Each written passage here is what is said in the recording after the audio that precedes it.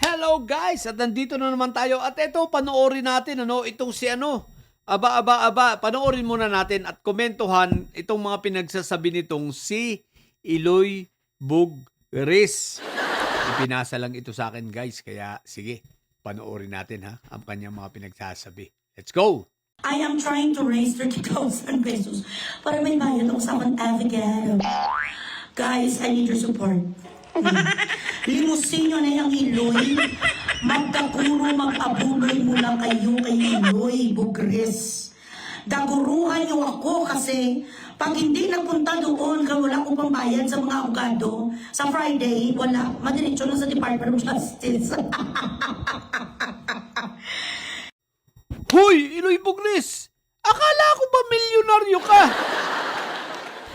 Anyari na? Bakit pambayad sa abogado sinusulisit mo pa? Aba, sabi mo may mga abogado kang milyon-milyon ang binayad.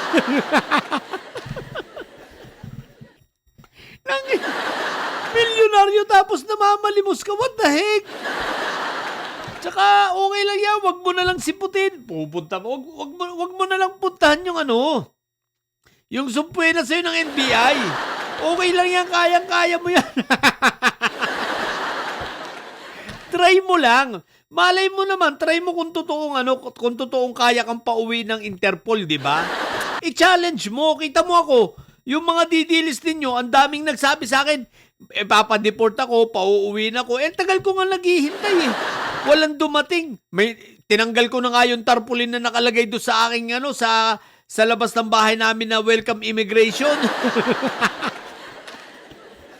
Wala nangyari. Ngayon ikaw testingin mo, Eloy Bugres. Diba tatanga-tanga ka naman? Akala ko pa naman milyonarya talaga ito. Tapos pambayad na sa abogado namamali mo sa... eto, panibagong bonus. Panoorin natin to tingnan natin. Dapat gawing karera.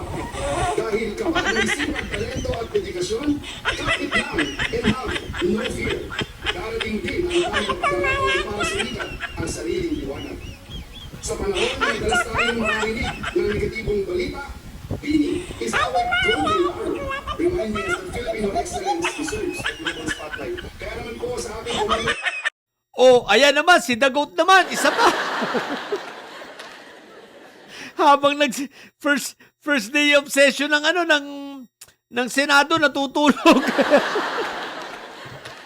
Ibang klase si The Goat. Pag hindi kakain at ngunguya sa Senado ay matutulog. What the heck? Ibang klase, no? Ayan, tulog na tulog ang hinayupak. Ang sarap ng tulog. Habang yung kasama niya nagpi-privilege speech. Ewan ko sino ba yung nagpi-privilege speech? Para si Para si Joel Slulong, di ba? What the heck? So yun lang.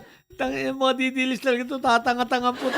Isang nagpapanggap na milyonaryo, isa naman The Goat talaga.